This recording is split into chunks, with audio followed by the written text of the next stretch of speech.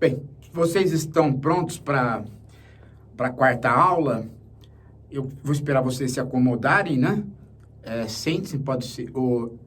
Não, você não. Não, você no fundão não. Você no fundão não. Vem pra cá. Porque aí no fundo. Professor, uma maçãzinha. Obrigado, minha querida. Tá vendo? Aí, os alunos ainda respeitam os professores, né? E você veio de shortinho e salto, eu gostei, viu? É bem elegante. Isso. Toda preparada. Venha sempre de shortinho e salto, tá? Que a sua média vai aumentando. Ai, obrigada. Deixar aqui a minha maçã enquanto a gente... Vamos lá, né? Vamos trabalhar. Senta, minha filha. Senta. Senta, minha filha. Senta. Mas não precisa... Isso, senta aí mesmo. Tá? Olha, então veja. Gente, silêncio, né? Vamos trabalhar, tá? Eu sei que, né? Quarta aula, o pessoal já começa a se conhecer e aí já começa a um passar bilhetinho pro outro, mas vamos concentrar. Olha só. Eu recebi, né? Ah, sim, antes de tudo, questão de certificado. Nós vamos dar o certificado pelo Cefa, sim, só estamos acertando aqui os detalhes para ver como é que isso vai ser feito. Fiquem tranquilos, tá bom? Olha só. Eu ia hoje entrar, né, na República, mas aconteceu uma pergunta e foi muito bom, porque ela me trouxe de volta para uma necessidade anterior à República. Na aula passada, eu disse para vocês que uma das motivações de nós termos o nosso primeiro grande tratado de política, a República, foi a insatisfação do Platão com a democracia. E ia passar para frente. Aí, eu recebi uma pergunta de um aluno, que é o Teodosildo. O Teodosildo, ele acho que mora numa cidade do Acre e me mandou essa pergunta. Viu, Teodosildo? É o seguinte, você não está presente, né? Seus presentes aqui, mais fácil, mas você não está presente, então eu digo que eu recebi a sua pergunta, e a sua pergunta, ela inverteu completamente o curso. Quer dizer, inverteu não, ela deu uma aula a mais para o curso. A aula 4 é uma aula que hoje tem que ser uma aula para explicar essa insatisfação do Platão com a democracia. A democracia matou o Sócrates. Ótimo, tudo bem. Mas o que é esta frase? Ela não diz muito, né? É preciso entender como é que a democracia matou o Sócrates. Porque senão nós não vamos entender nada da política antiga, não vamos entender nada da República e não vamos entender a diferença da política antiga com a política moderna. A diferença fundamental, claro, vocês até já sabem, é que nós estamos na política moderna com a democracia embutida no capitalismo e no liberalismo. Isso dá uma conotação para a democracia especial, a democracia moderna, enquanto que a democracia antiga, ela não tem capitalismo e muito menos ela conhece a doutrina do liberalismo. Portanto, ela não tem uma discussão sobre liberdade de imprensa, liberdade de expressão, respeito às minorias. Todas essas pautas são da democracia moderna. A democracia antiga, ela não tem pautas liberais.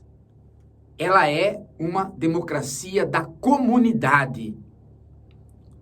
Ela é uma democracia de um homem que não conhece a individualidade liberal. Portanto, é um homem tão ligado à polis que ele se identifica com a polis a ponto de o crime mais terrível ser sempre ou a morte, ou pior que a morte, o desterro, mandar para outro lugar. Então, o grego, quando ele diz, eu quero a liberdade, ele está falando, eu quero que a minha cidade seja livre para que ela execute o seu ethos, para que ela execute os seus costumes, para que ela cultive os seus deuses, para que ela possa exercer a sua língua, para que ela possa seguir o seu destino dos costumes e usos deste povo e não daquele. Quando nós modernos falamos, eu quero a liberdade, a gente não está pensando na liberdade do Estado, do país, da nação, da cidade. Nós estamos pensando na nossa liberdade individual, liberdade de consciência, liberdade de expressão, liberdade de ir e vir, parâmetros para que o Estado não invada a propriedade. Tudo isso pertence ao mundo moderno. A noção de liberdade não está posta desta maneira para o grego antigo. Portanto, o que está posto é a igualdade. O rico, o pobre, o remediado, todos eles podem participar daquele lugar chamado ágora e conversar. Não pode participar, é claro, o estrangeiro, não pode participar a mulher, não pode participar o escravo. A igualdade é a igualdade dos cidadãos atenienses. Mas é igualdade. Tanto é que Sócrates não é rico e tem amizades com figuras ricas e nobres, como Platão. Bem, dito isso, eu vou lembrar a vocês que nós vamos começar a conversar sobre o Sócrates hoje para a gente entender como é que a democracia o condenou, como é que a política de Atenas o condenou, e com isso nós vamos entender a mágoa de Platão e o nascimento da filosofia como sendo um nascimento de mágoa. E isso até hoje percorre a filosofia. Muitos filósofos são magoados. Nós somos magoados com a política. Nós queremos mudar a política e pôr contra ela a filosofia. E não raro, nós batemos cabeça. Vamos entender isso. Para entender isso, os livros que eu vou recomendar hoje são dois meus, que é o 10 lições sobre Sócrates, da Vozes, e o Sócrates, Pensador e Educador, da editora Cortez. Meus livros têm editora, tá? Não é papel na internet. Bom, vamos lá. Olha só. Deixa eu pegar a minha maçã. Aqui. Obrigado, querida. Olha só. Senta. Isso. Sentar. Isso. Gente, olha. Vejam só. O que Sócrates fez? Mas o que Sócrates fez para ser condenado por filosofar? Bom, eu sei muito bem o que se deve fazer para ser condenado por filosofar, porque eu só não morri porque tenho um forte anjo da guarda, mas perdi emprego, perdi todos. Porque quando você filosofa, principalmente pelo fato de que a filosofia, né? Ela tem essa mágoa da política, ela é o inferno dos políticos, até mesmo daqueles políticos que a gente gosta. Mas Sócrates tinha um filosofar que era realmente terrível. Mas as acusações que foram contra Sócrates é que o levaram a ser julgado. Quais foram as acusações? Esse é o problema. Quais foram as acusações? A primeira acusação, vinda todas elas de três figuras, principalmente de Meletos, que havia sido alguém que por algum tempo se aproximou de Sócrates. Meletos fez três acusações. Sócrates, ele corrompe a juventude. Os jovens se deixam levar por ele. Os jovens começam a fazer o jogo de palavras que ele faz. E o jogo de palavras que ele faz as pessoas tomarem uma razão que não é a mais forte, pela razão mais forte. Isso é sofisma, isso é enganar. Sócrates. além de corromper a juventude, ele corrompe a cidade, porque ele não acredita nos deuses.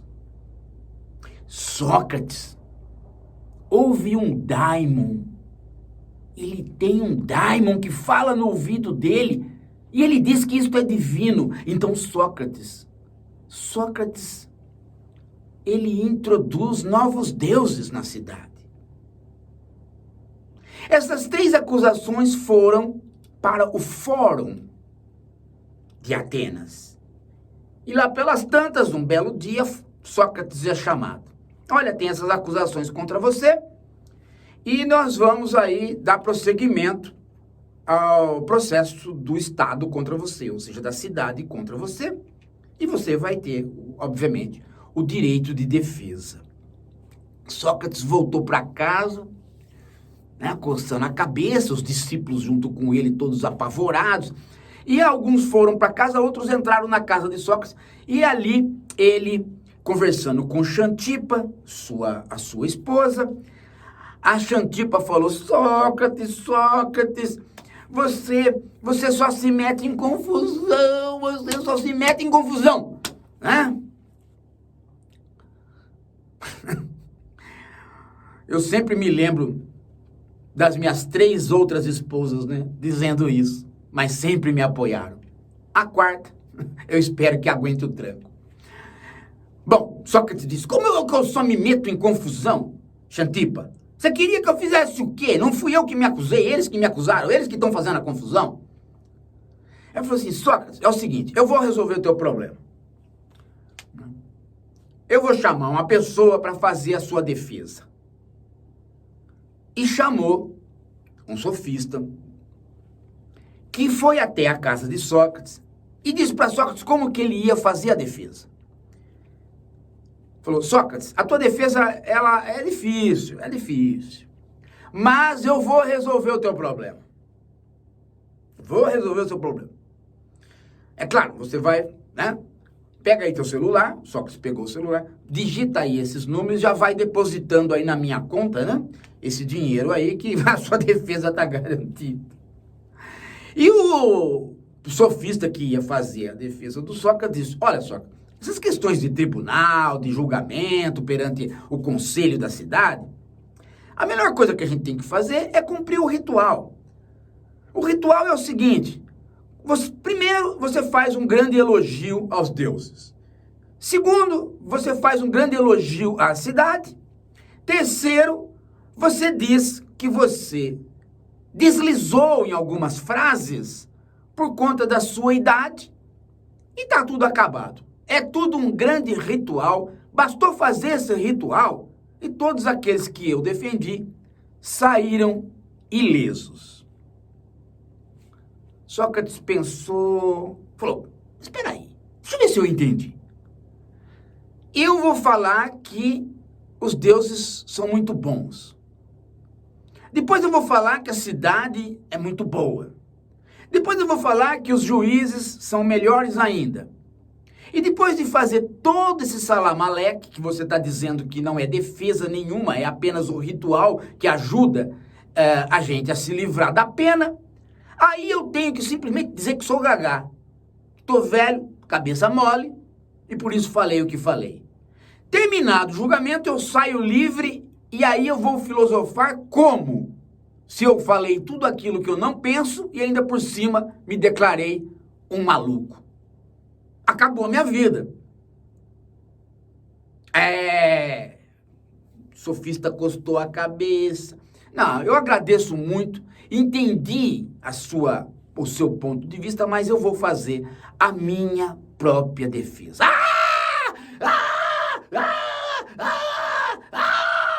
Esses gritos, sabe de quem foi? Da Xantipa, que saiu da cozinha fedendo, e chegou e falou assim: olha, vejam só. O inspetor da aluna quis perguntar se tá tudo bem. Tá tudo bem, a Xantipa gritando. Aí a Xantipa disse assim: Sócrates, sua mula, você vai ser condenado injustamente. E aí o Sócrates falou: Xantipa, Quer dizer que você gostaria que eu fosse condenado justamente? Não, Xantiba, vai embora. Não se meta no que você não entende. E a Xantiba falou, de fato eu não entendo de nada. Eu não entendo de nada há muito tempo. Por quê? Porque eu me casei com você, onde eu estava com a cabeça. Eu não entendo mesmo. E se mandou. Sócrates preparou então o dia para ir ao seu julgamento. E lá foi Sócrates enfrentar 500 jurados, que na verdade eram os 500 cidadãos de Atenas que sempre se reuniam para deliberar qualquer coisa, representante dos demos.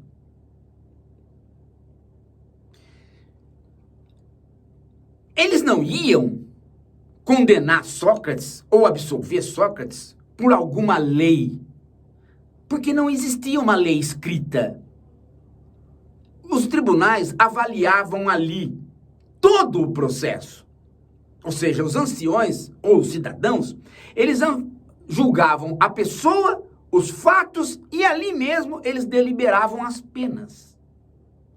Não tinha uma pena preparada ou um código preparado. A democracia ateniense se fazia a cada reunião dos cidadãos.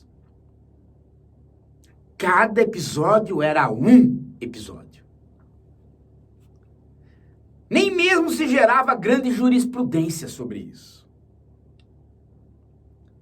Mas, na verdade, o que se esperava é que Sócrates fizesse aquele ritual que o sofista falou. Mas Sócrates não fez. Sócrates inaugurou aquilo que é hoje o que se faz no tribunal. Porque não se fazia isso. Sócrates começou a defesa dele, chamando aquele que o acusou como testemunha, e fez um diálogo que hoje é comum no tribunal, que é tentar fazer a testemunha cair em contradição. Cair em contradição era alguma coisa que nem todo grego entendia. Entrar em contradição era alguma coisa que às vezes era tomada como prática do sofista. Não conseguir sustentar um discurso, muitas vezes era visto pelas pessoas como uma incapacidade.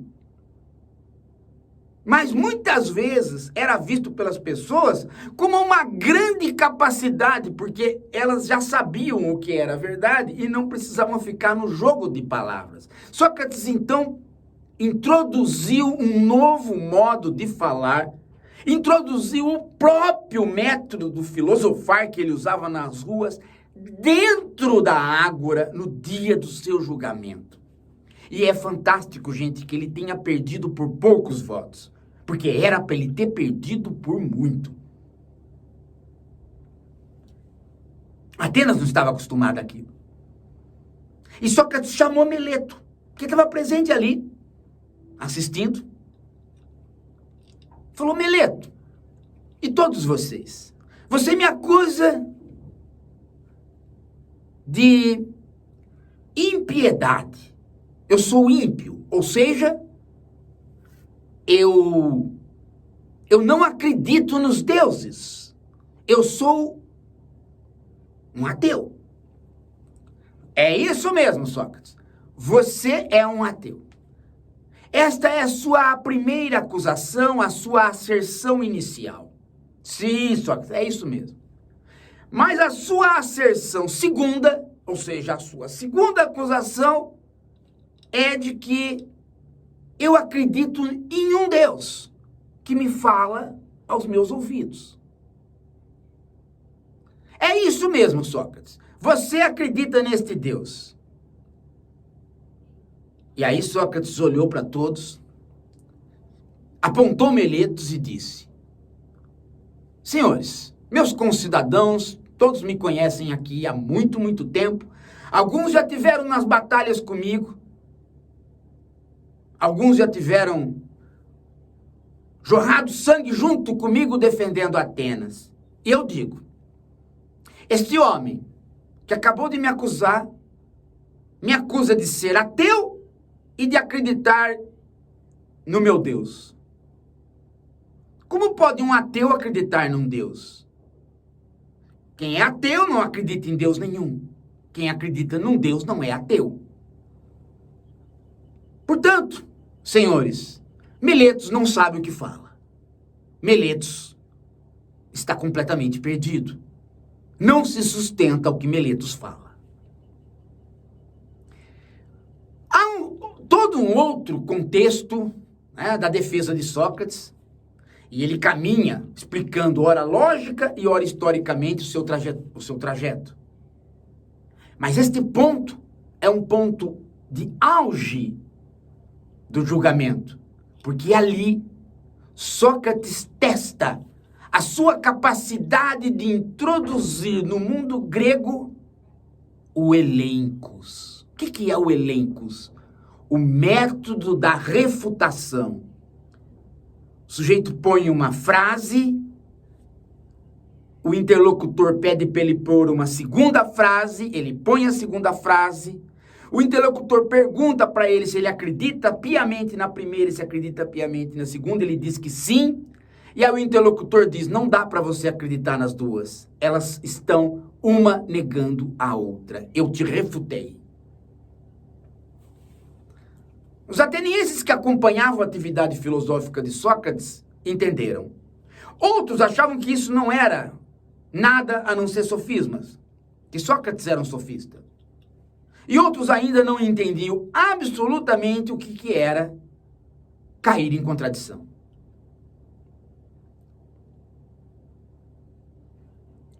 Sócrates, apesar de inovar, e dali para frente mudou muito a trajetória dos tribunais, inclusive a conversação, Sócrates foi condenado. Ele perdeu por pouco, mas perdeu. Mas perdeu. Foi então que, naquele determinado momento, começou-se a discutir a pena.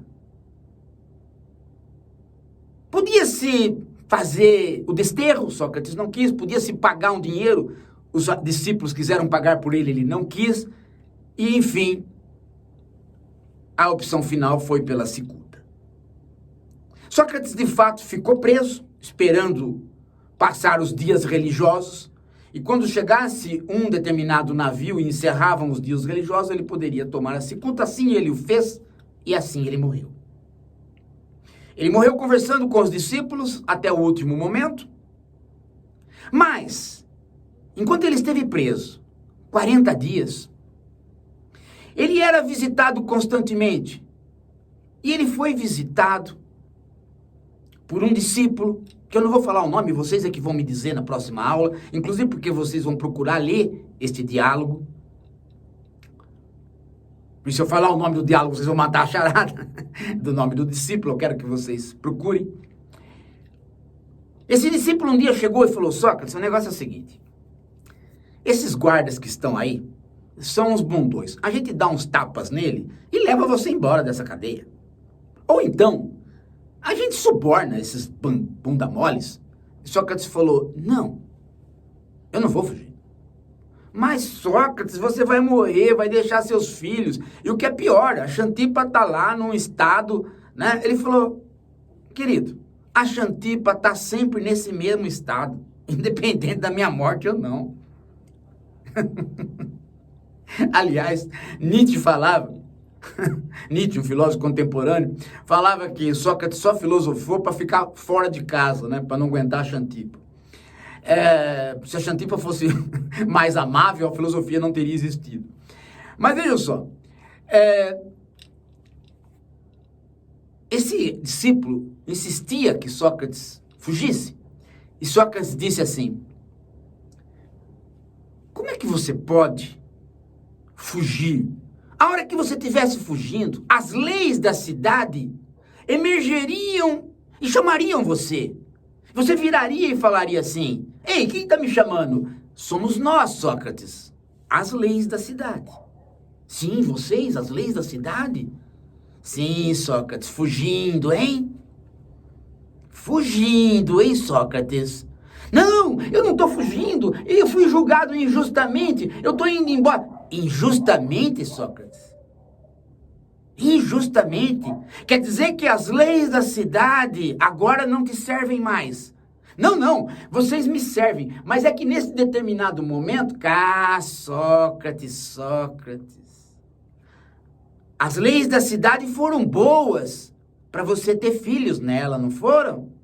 As leis da cidade foram boas para você arranjar esposa em Atenas. As leis da cidade, nós fomos boas para você ser o escultor que foi enquanto não era filósofo, filho de um grande escultor. Sim, sim, leis da cidade, vocês foram boas. Mas não, Sócrates. Mas não, senhor Sócrates.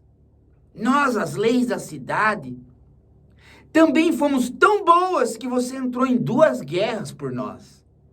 Nós, as leis da cidade, acolhemos você, porque você, Sócrates, nunca, nem para conhecer o próprio templo de Apolo, nem para ir até Delfos, onde fica o templo de Apolo, você nunca saiu de Atenas. Você malemar dava uma voltinha pelos arredores de Atenas. Mas você nunca gostou de sair da cidade. Então nós, as leis, sempre acolhemos você e lhe demos tudo. Agora, por um deslize que você acha que ocorreu, você vai nos abandonar, você vai decretar para todos que as leis não lhe serviram? E aí, Sócrates, conversando com esse colega e encenando, diz para as leis: eu não vou fugir. Eu jamais trairia Atenas. Sócrates e a cidade são um só. E Sócrates entendia que sem Atenas não havia Sócrates. E Sócrates provou que sem Sócrates, Atenas não seria Atenas.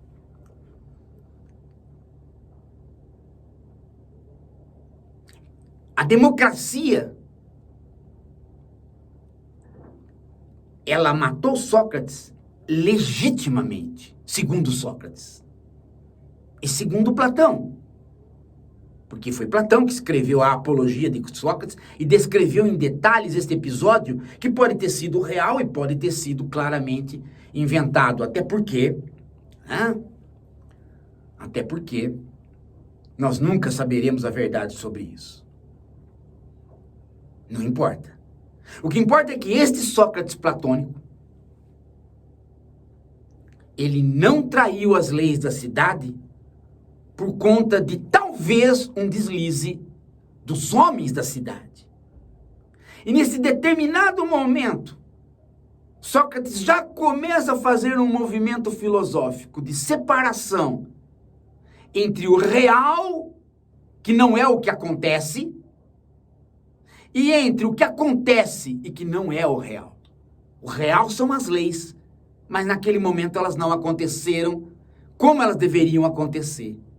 E o não real é o que você vive.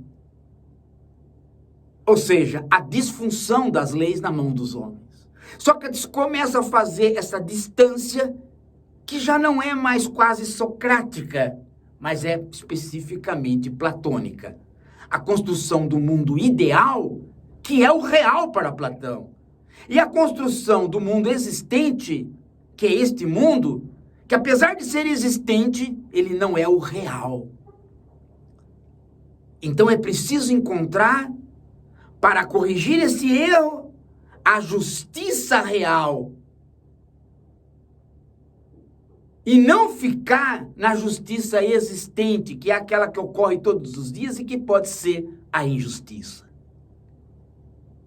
A morte de Sócrates é também, portanto, não só a mágoa de Platão, mas ela é também o elemento teórico fundante da construção da República e da resposta de Platão contra a democracia. Há professores, que nem é professor, tem um palestrante aí, que ele acha que comer uma vaca e comer uma cenoura é a mesma coisa. Eu apelidei de banal cenoura. E ele acha que não se pode criticar a democracia. Só se pode criticar a democracia para melhorá-la, ou seja, a democracia ao céu. Ou seja, ele não sabe que existiu Platão, o homem que criticou a democracia. E é sobre isto que nós vamos falar na próxima aula.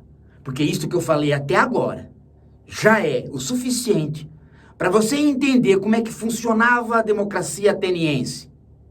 E como Sócrates a respeitava. E como Platão a tentou superar. Na resposta última de Sócrates está a chave do que Platão vai inaugurar.